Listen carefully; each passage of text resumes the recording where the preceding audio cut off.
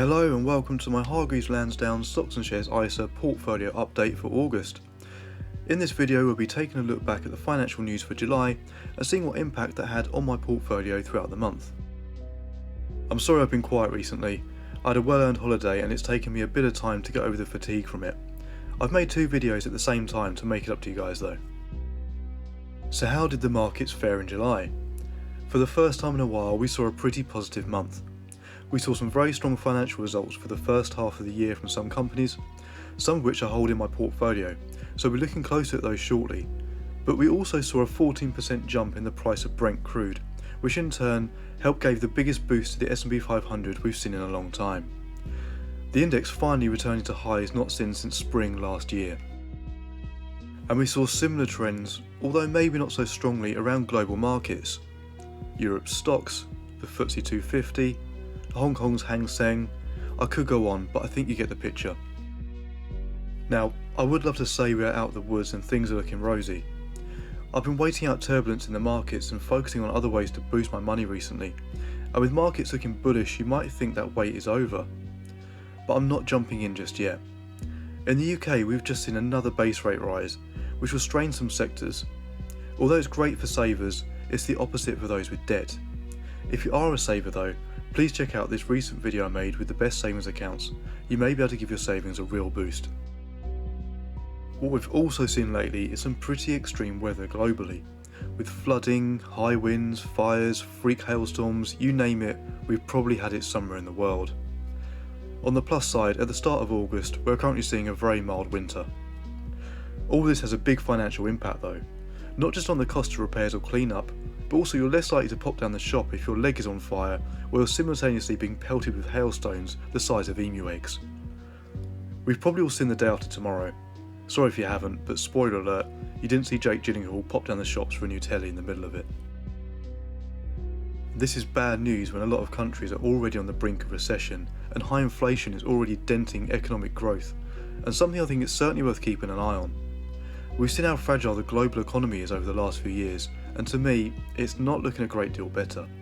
There's still money to be made out there though, it's just a case of doing your research, but we should be doing that anyway. So the silver lining is that, hopefully, it's honing our skills as investors and making us choose that little bit more carefully, where we put our hard-earned cash.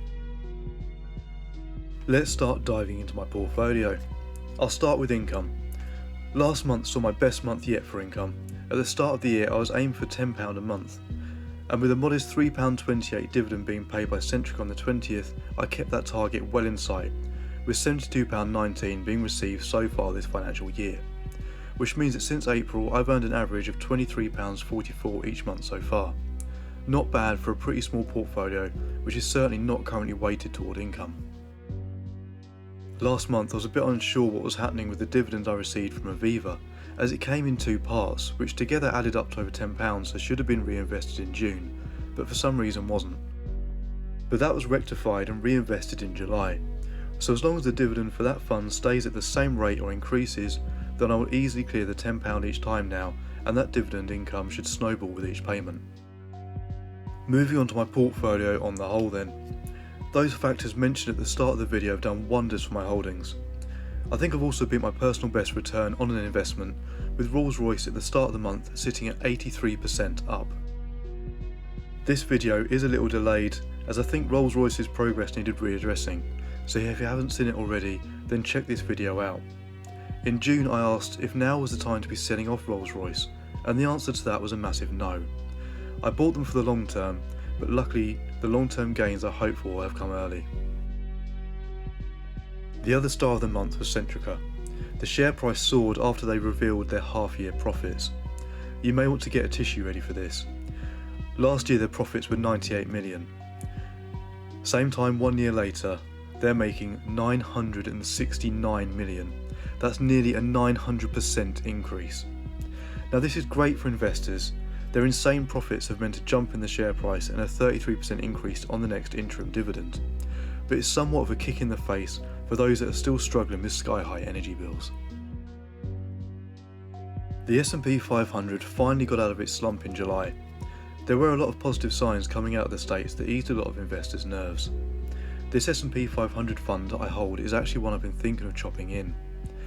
It is a relatively small holding, currently just over £300 worth of units. I've had some pretty good results from individual stock picking, but I still want to diversify. I'm putting off pumping in new cash until I think the conditions are right, but I think for me a good way could be to start reinvesting some of my cash held in funds for some more individual shares. I don't like to chop and change my investments, so anything I buy I'd be looking to buy and hold.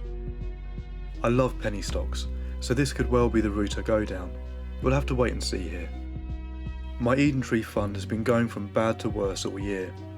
It has a relatively large holding in LGen, which has had a dreadful run so far this year.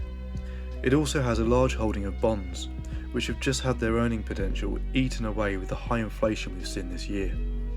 If the base rate stabilises and we see some good news with inflation, then I may pump some of the proceeds from my S&P 500 into this fund, to hopefully give the proceeds a little boost before they're reinvested. It would depend on timings though, and to be honest, this isn't the way I like to invest as I'm more adverse to risk. I think this fund could certainly pick up soon though, and there's also the bonus of a dividend being paid at the end of August. I'll run through the rest of my holdings briefly now. Feel free to pause for a more in-depth look.